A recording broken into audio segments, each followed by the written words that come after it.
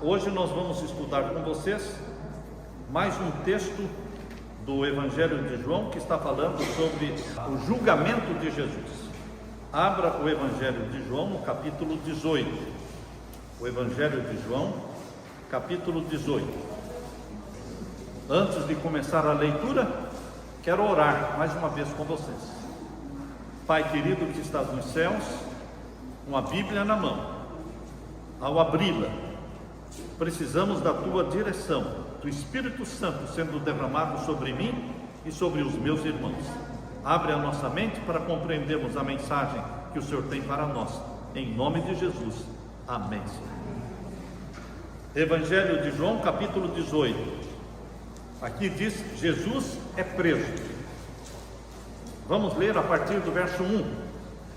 Depois de dizer isso, Jesus saiu juntamente com os seus discípulos para o outro lado do ribeiro de Cedron, onde havia um jardim, e aí entrou com eles. Judas, o traidor, também conhecia aquele lugar, porque Jesus muitas vezes havia se reunido ali com os seus discípulos. Judas acompanhou o ministério de Jesus por 3 anos e meio. Ele conhecia todos os lugares frequentados por Jesus. Ele fazia parte dos 12 apóstolos. E aqui ele sabia que Jesus estava ali neste jardim. Aqui diz: conhecia aquele lugar porque Jesus muitas vezes havia se reunido ali com os seus discípulos. Verso 3: tendo, pois, Judas recebido a escolta e alguns guardas da parte dos principais sacerdotes e fariseus, chegou a esse lugar com lanternas, tochas e armas. Judas se uniu com os inimigos de Jesus. Vocês já ouviram dizer que só amigo trai? Você não vê inimigo trair. Existe traição do inimigo? Não. Existe traição de quem? De amigo. E Judas era amigo. Ele vivia com Jesus por 3 anos. Comiam juntos. E, queridos, Judas, em vez de se unir com os 11 discípulos e Jesus, ele se uniu com quem? Diz aqui, olha, com os guardas da parte dos principais sacerdotes e fariseus, e chegou a esse lugar com lanternas, com tochas e armas, como se estivessem vindo prender um criminoso. Jesus estava todo dia pregando no templo, na cidade, nas ruas, e agora eles estavam vindo com lanternas, tochas e armas para prenderem Jesus. Verso 4: então Jesus, sabendo de tudo o que ia acontecer com ele, adiantou-se e perguntou-lhes. Você entendeu o que este verso está dizendo? Verso 4: então Jesus, sabendo de tudo o que ia acontecer com ele. Foi surpresa para Jesus ser preso? Não. Jesus, desde que nasceu de Maria, ele nasceu para morrer. A missão de Jesus na terra era uma missão contada, com seus dias, com seus anos contados, porque ele sabia que ele não tinha vindo passear pela terra. Ele não veio como turismo na terra. Ele veio com uma missão: morrer pela família humana. E ele não esquecia do propósito, da missão que o Pai deu para ele. Quando ele tinha 12 anos de idade, quando os pais de Jesus, José e Maria, esqueceram Jesus lá no templo de Jerusalém e foram embora para casa e não perceberam que Jesus tinha ficado para trás, eles retornaram depois buscando Jesus e o encontraram no templo. E quando Maria disse: por que você fez isso conosco? Ele apontou para o céu e disse: convém que eu cuide dos negócios do meu Pai. Com 12 anos, ele já tinha consciência de que ele era filho de Deus e que a missão dele era uma missão pesada. Convém que eu cuide dos negócios do meu Pai. E Jesus nunca se desviou da missão difícil que Deus, o Pai, deu para ele, de morrer pela família humana. Ele pediu por 3 vezes, se possível, passe de mim este cálice. Mas ele não se desviou da missão, porque o Pai continuou firme na missão e na decisão de salvar a humanidade. Louvado seja Deus, porque Jesus não desistiu de você ou de mim, não desistiu. E aqui diz, Jesus já conhecia tudo o que ia acontecer com ele. No finalzinho do verso 4 diz assim, Jesus perguntou, a quem vocês estão procurando? E eles responderam, a Jesus o Nazareno. Então Jesus lhes disse, eu sou. Aí diz, sou eu. Mas a frase correta é, eu sou. Porque eu sou é o nome de Deus. Quando Moisés conversou com Deus lá no deserto, e Deus pediu para Moisés ir ao Egito libertar o povo de Israel, que estava como escravo no Egito por 400 anos, Moisés perguntou para Deus, mas eu vou lá e o povo vai perguntar para mim, quem é que enviou você? O que eu vou dizer para o povo? Lá em Êxodo capítulo 2 e 3, ali Deus disse para Moisés, quando o povo perguntar, quem te enviou? Diga, o eu sou me enviou a vocês. Eu sou é o nome de Deus. Na Bíblia, o nome de Deus repetido por mais de 1000 vezes, são 4 consoantes, Y, H, W, H. Decore isso aí. O nome de Deus não tem pronúncia correta. Ninguém sabe a pronúncia do nome de Deus. Nós só conhecemos as 4 consoantes do nome de Deus. Y, H, W, H. Ele é traduzido como sendo Jeová, ou Yahvé, ou Javé. Mas ninguém sabe se é Jeová, se é Javé, se é Yahvé, ou a pronúncia é outra. Ninguém sabe a pronúncia, porque só conhecemos as consoantes. Mas Deus falou para Moisés qual era o significado do nome YHWH. O significado é esse: eu sou. Eu sou significa eterno, incriado, existente por si mesmo. Nunca existiu um tempo em que Deus não existisse. Ele não tem princípio e não tem fim. Por isso ele se chama Eu Sou. E quando Jesus respondeu a pergunta, a Jesus o Nazareno, eles disseram, estamos procurando. Jesus lhes disse, eu sou. O que aconteceu quando ele falou, eu sou? Uma luz brilhante irradiou de Jesus. Uma luz brilhante apareceu no rosto de Jesus, porque a divindade irradiou. Porque Jesus é Deus. Ele viveu como homem na terra, mas ele nunca deixou de ser Deus. E quando ele disse eu sou, a divindade irradiou, como se fosse um flash. Todos os que estavam ali caíram por terra. Diz aqui, leia aí o verso, estamos lendo o verso 5. Então Jesus lhes disse, eu sou. Ora, Judas o traidor também estava com eles. Quando Jesus lhes disse, eu sou, recuaram e o que? Caíram por terra. Os soldados fortes, com espadas, com lanças, caíram por terra. Mas Jesus nem encostou neles. Como é que caíram por terra? Por causa da glória que irradiou de Jesus. Queridos, Jesus Cristo poderia ter destruído a todos assim, ali. Mas ele não veio para destruir, ele veio para salvar e morrer por nós.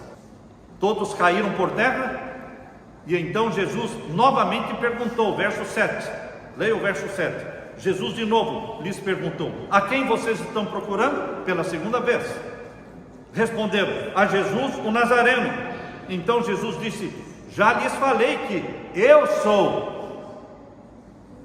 Se é a mim que vocês estão procurando, deixem que estes vão embora. Ele disse isso para se cumprir a palavra que tinha dito anteriormente, não perdi nenhum dos que me deste. Então Simão Pedro puxou da espada que trazia e feriu o servo do sumo sacerdote, cortando-lhe a orelha direita. Sabem por que Pedro cortou a orelha direita do servo do sumo sacerdote? Por que Pedro cortou a orelha do servo do sumo sacerdote? E o nome desse servo era qual? Malco. Malco era o nome deste que teve a orelha cortada. Por que Pedro cortou a orelha? Porque errou a cabeça. Ele não queria cortar a orelha, ele queria acertar o quê? A cabeça. Mas quando ele deu o golpe da espada, pegou na orelha. Queridos, não é assim que Jesus quer que você o defenda.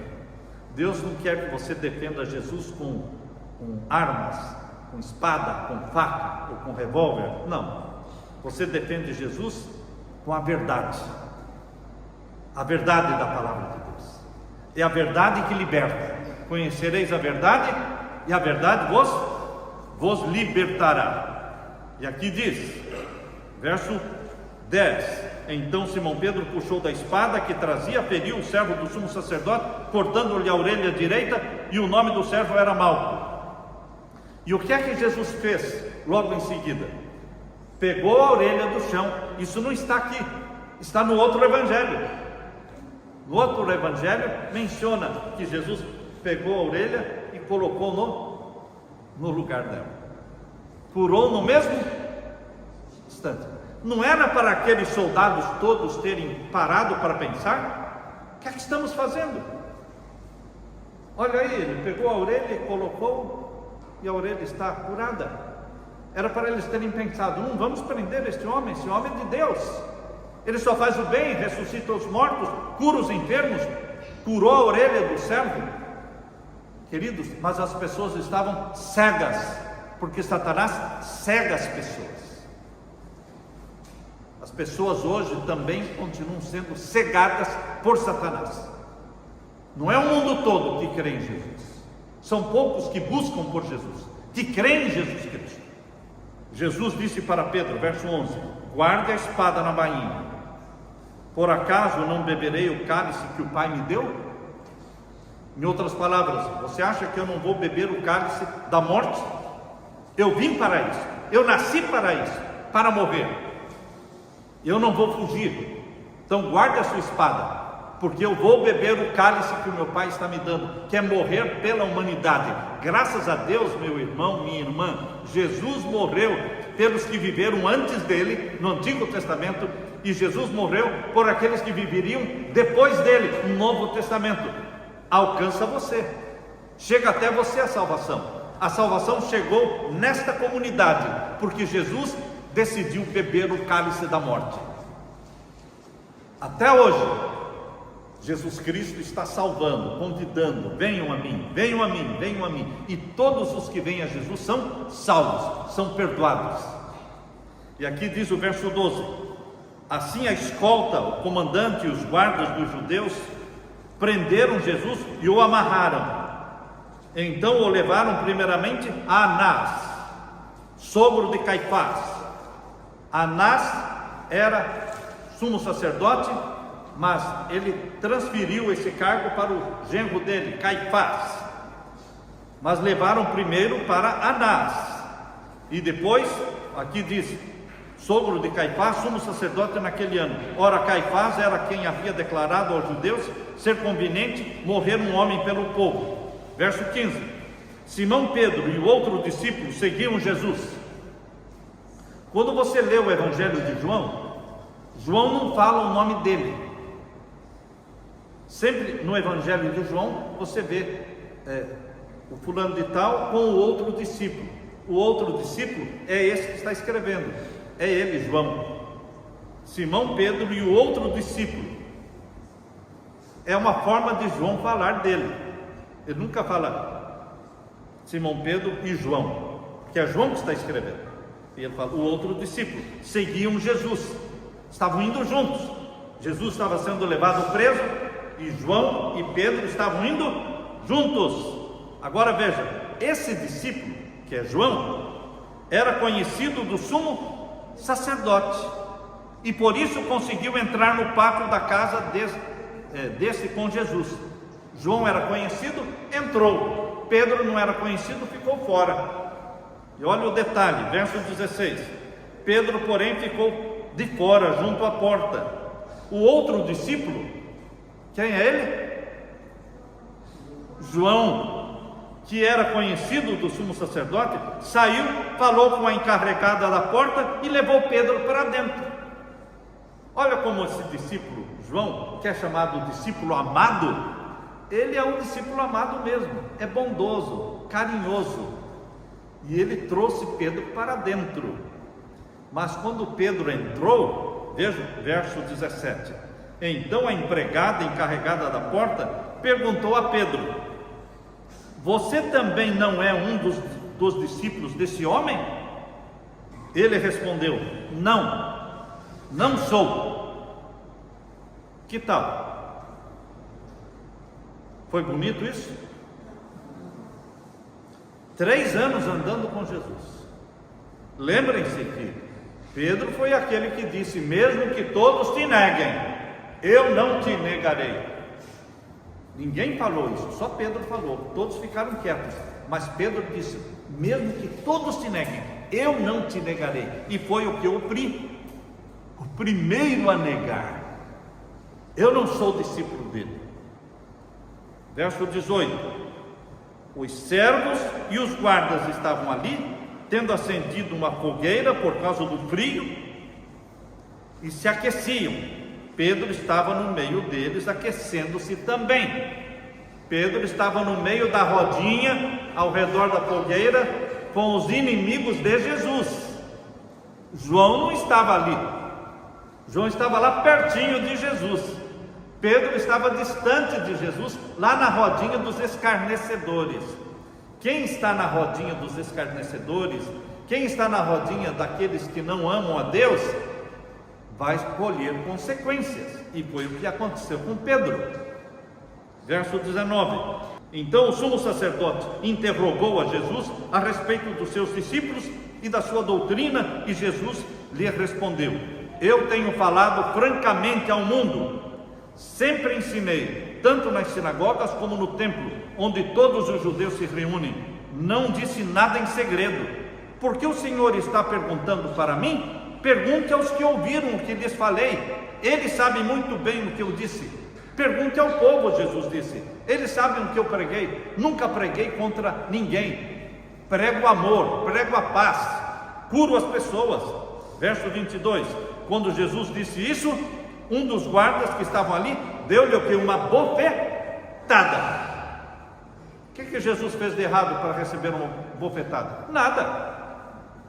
Ele somente disse: pergunte ao povo, o povo sabe o que eu ensino. E um dos que estavam ali, uns guardas, deu-lhe uma bofetada, dizendo: é assim que você fala com o sumo sacerdote? Verso 23: Jesus lhe respondeu: se falei mal, dê testemunho do mal, mas se falei bem, por que você está me batendo? Jesus, por que você está me batendo? Verso 24: então Anás o enviou amarrado à presença de Caifás, o sumo sacerdote. Verso 25: Simão Pedro estava em pé, aquecendo-se, então lhe perguntaram. Pedro continuava onde? Na fogueira, na rodinha dos inimigos de Jesus, longe de Jesus.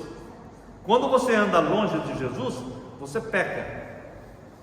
A nossa proteção é andar perto de Jesus. Como é que eu ando perto de Jesus? Começando o dia com oração, começando o dia lendo a Bíblia, começando o dia louvando a Deus. Você está andando perto de Jesus. Durante o dia, nos seus trabalhos, nas suas aulas, dentro da sala de aula, dentro da diretoria, você não esquece de Deus. Você está constantemente orando a Deus, pedindo: Senhor, guia a minha vida, usa-me, eis-me aqui, envia-me a mim, usa-me. Você se mantém perto de Jesus. Mas Pedro não, ele ficou longe, lá no meio da rodinha dos inimigos de Jesus. E o que aconteceu? Verso 25: Simão Pedro estava em pé, aquecendo-se, então lhe perguntaram. É a segunda vez que perguntaram para Pedro. Você também não é um dos discípulos dele? E ele o quê? Negou e disse: não, não sou. Segunda vez que ele disse: não, eu não sou. Quantas vezes nós temos vergonha de Jesus? Você já passou por isso? De ter vergonha de Jesus? De se declarar discípulo de Jesus? Quando as pessoas estão bebendo, você tem vergonha de falar: não, obrigado, eu não bebo. Por que você não bebe? Você não vai falar porque a minha igreja não permite. Isso não é a resposta que se dá. Ah, você não bebe porque a sua igreja não permite? Não, tem nada a ver com a igreja. Você tem que assumir: eu não bebo porque eu amo Jesus. E a palavra de Deus diz que eu não devo beber. Não é porque o pastor não quer, não é porque a minha igreja proíbe, não. Você assume: eu sou de Jesus. Você se declara discípulo de Jesus. Não pode ter o quê? Acanhamento, não pode ter vergonha. Pedro se envergonhou dizendo: não conheço esse homem aí. Queridos, veja aí o verso 26.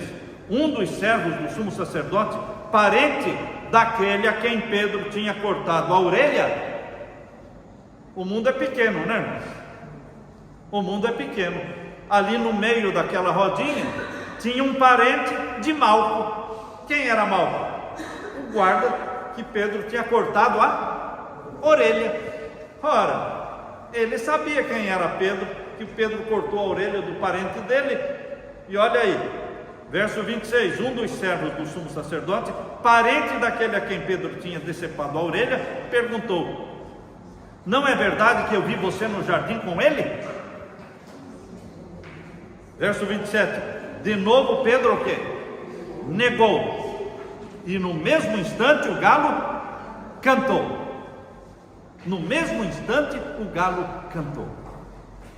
Queridos, quando o galo cantou, Pedro se lembrou de Jesus, quando Jesus falou: Pedro, você vai me negar 3 vezes antes do galo cantar. Ele negou pela 3ª vez. Pedro saiu dali. Ele foi lá para o jardim do Getsemane, onde Jesus esteve na noite anterior. E ali ele se jogou no chão e chorou amargamente, porque ele tinha traído o seu mestre. Pedro derramou lágrimas de arrependimento, porque ele traiu Jesus. E Jesus o perdoou. Quantas vezes você trair, tantas vezes Jesus vai perdoar, se você pedir o quê? Perdão. Queridos, Jesus Cristo tem um amor muito grande, uma graça infinita. Ele só não perdoa quando nós não confessamos os nossos pecados. Esse evangelho não fala da experiência de Pedro saindo dali e indo até o jardim de Getsemane e lançando-se em terra e chorando e pedindo perdão. Mas o evangelho de Lucas conta essa história. O evangelho de Lucas dá mais detalhes. Fala que Pedro se arrependeu. Nós precisamos nos arrepender dos nossos pecados, confessar os nossos pecados. 1 João capítulo 1, verso 9. 1 João capítulo 1, verso 9, bem no finalzinho da Bíblia. Aqui diz assim, 1 João 1, 9. Se confessarmos, leiam comigo, se confessarmos os nossos pecados, Ele é fiel e justo para nos perdoar os pecados e nos purificar de toda a injustiça. Se dissermos que não cometemos pecado, fazemos dele um mentiroso e a sua palavra não está em nós. Todos nós somos pecadores. Se alguém disser que não tem pecado, está mentindo. Todos nós somos pecadores. E se confessarmos os nossos pecados, Ele é fiel e justo para quê? Para nos perdoar os pecados e nos purificar de toda a injustiça. Basta confessar, pedir perdão, em nome de Jesus, e vamos passar do pecado para o perdão, da morte para a vida. Tão fácil assim, aceitando a Jesus como nosso Salvador. Jesus espera que você não o negue. Jesus espera que você aonde você trabalhar, aonde você for, você leve Jesus com você e mostre para os outros quem é o seu Jesus e por que você ama Jesus, e convide as pessoas para seguirem a Jesus. Jesus Cristo quer que você permaneça ao lado dele, mostrando o rosto dele, o sorriso dele, o perdão dele. Vamos abrir o nosso coração para que Jesus Cristo não tenha morrido em vão por você. Aceite a morte e o sangue derramado por Jesus para perdão e salvação sua e minha. Amém? Amém. Amém. Quantos aceitam a Jesus Cristo como Salvador pessoal? Aceitam o sangue de Jesus Cristo para o perdão dos nossos pecados? Fiquem com a mão levantada. Eu vou orar. Pai querido que estás nos céus, obrigado porque Jesus não desistiu de nós. Obrigado porque Jesus bebeu o cálice da morte. Obrigado porque Jesus Cristo nos perdoa quando nós pecamos. Perdoou a Pedro, que o negou 3 vezes, e também nos perdoa. Que o teu perdão seja nos concedido pelo teu sangue, amado Jesus. Derrama o teu Espírito sobre nós, abençoa-nos a todos que estamos confessando o teu nome diante de todos, com as nossas mãos levantadas. É em nome de Jesus que pedimos, e todos dizemos amém. Amém.